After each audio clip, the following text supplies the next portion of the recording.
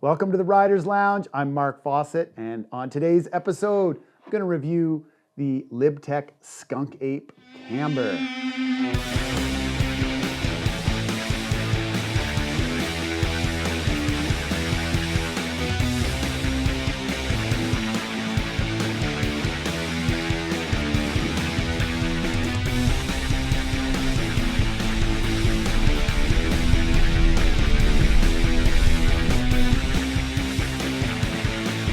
Thanks for tuning in, folks. Before we get started, I want to thank our sponsors. Without them, we could not make this show happen.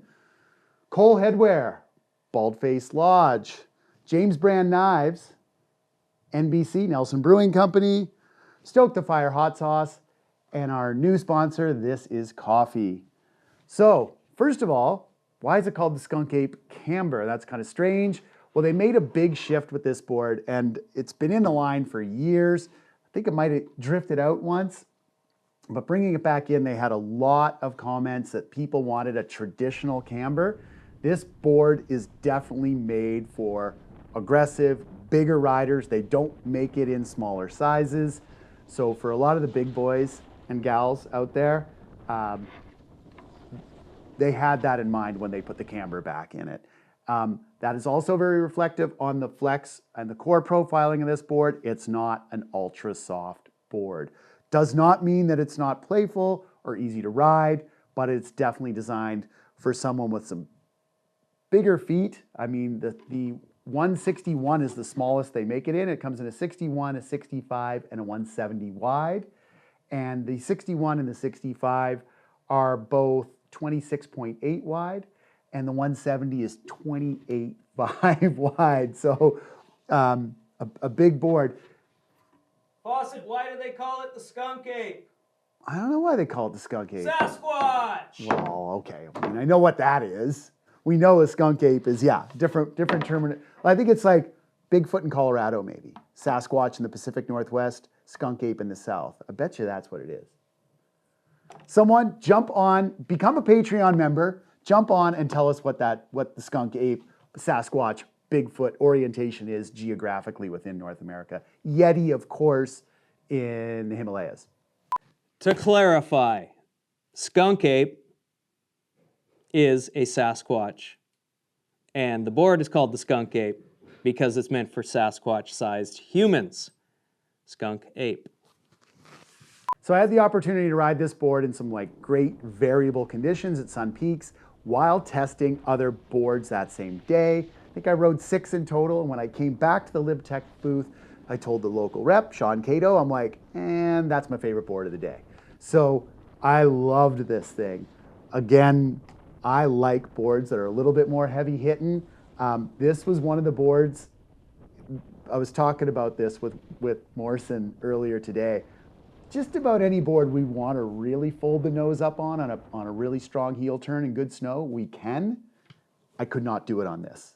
The other one that was like that from production boards was the Pick Your Line by Yes. But this board could really, really handle it.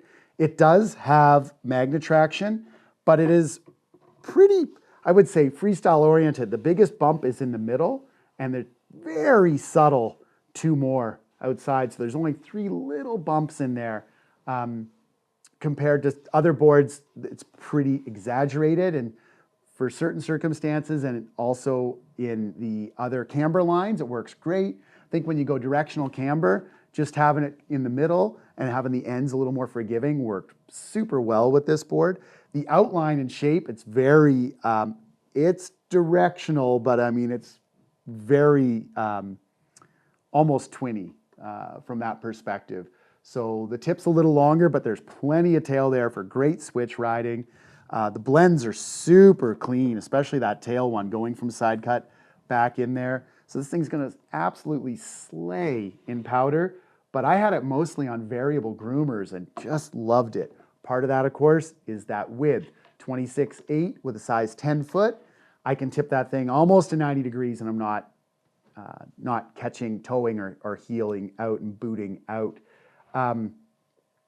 The core profile, a little bit thicker and stiffer in the front, just minimally thinner and softer in the tail.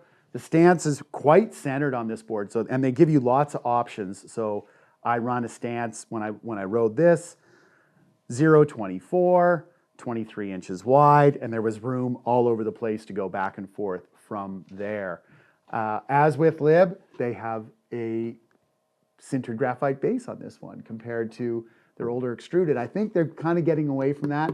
Now they're putting fast bases on these boards, and there's been a demand for that, especially in their more performance line boards like this. This would be considered for larger people to be a quiver killer, for sure.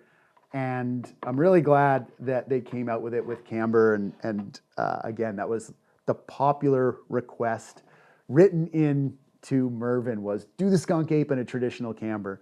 So it's just it's a traditional directional camber, of course, a longer early rise in the front and comes back almost to the tail before it flicks into your early or your rise, I would say, in the tail. Again, I'm 161 for sure for me. I'm just at the limit of being able to ride this board. Loved it. I'm 185 pounds, 5'8", size 10 foot. That's a 161, and you just go up from there. Kudos to LibTech for hitting this target market of larger riders. I'm really happy to see that there is something out there for you now. Thanks so much for watching. Please like and subscribe. It's important. It keeps us going. And for those of you that have really detailed questions, join in on Patreon. We can get to those ones and dive deep into them for you. Till next time, signing off in the Riders Lounge. The crew here at the Riders Lounge have been wearing Cole since 2002. Crafted for adventure seekers, I think we kind of fall into that category. And you know, we've been selling it at the shop too, really since their inception. 20 years of Cole up at Tribute. Pretty stoked to be able to make that claim. Design, quality, style.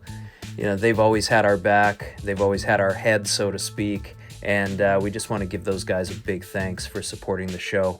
You guys get out there and find yourself a Cole piece today.